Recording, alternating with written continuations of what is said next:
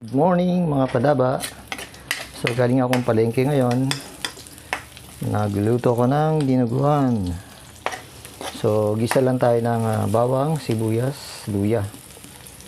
So pag ganyang golden brown na, pwede na nating ilagay ang ating laman loob na merong laman ng baboy.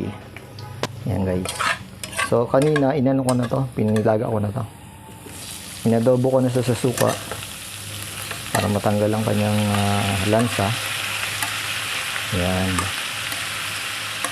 So, ganyan ako magluto ng dinuguan. Inadobo ko muna, nilalaga para pagluto natin masarap na siya. Malambot, wala ng lansa. Ayan. Saka, ayan, tuloy-tuloy na yan. Ay, nahulog. Sorry. Bango na agad. Then,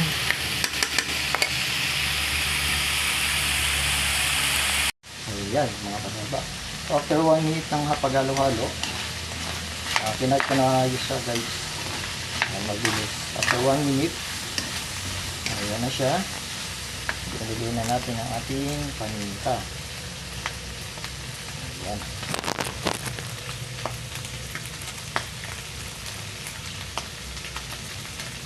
Lagyan natin ng laurel. So, depende sa inyo kung gusto yung laurel. Ako kasi ako yung laurel, pampabang pampalasa.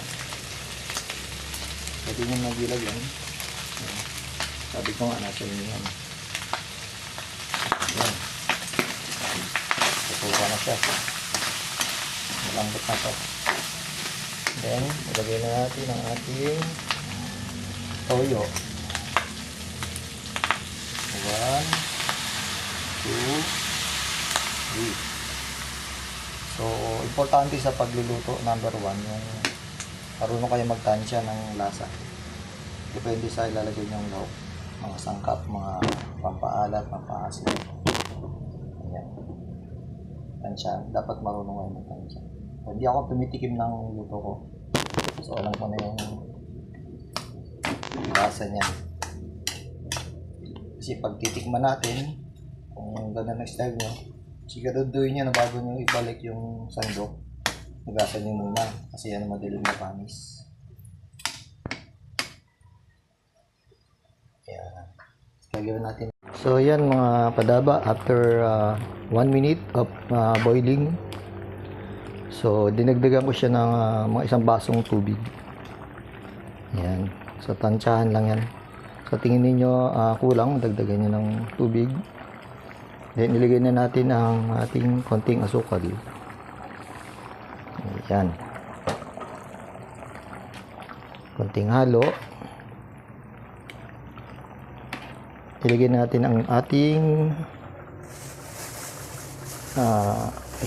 dugo ng baboy.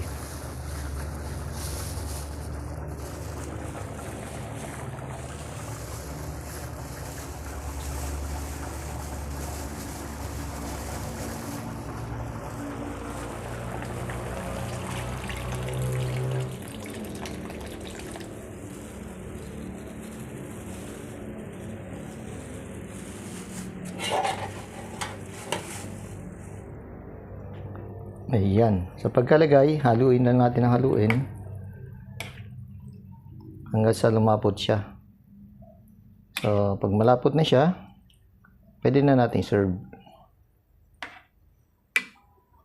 Ayan na mga padaba ang ating dinuguan. Ayan. So, meron siyang toppings na sili, pansigang. Kain po tayo. God bless.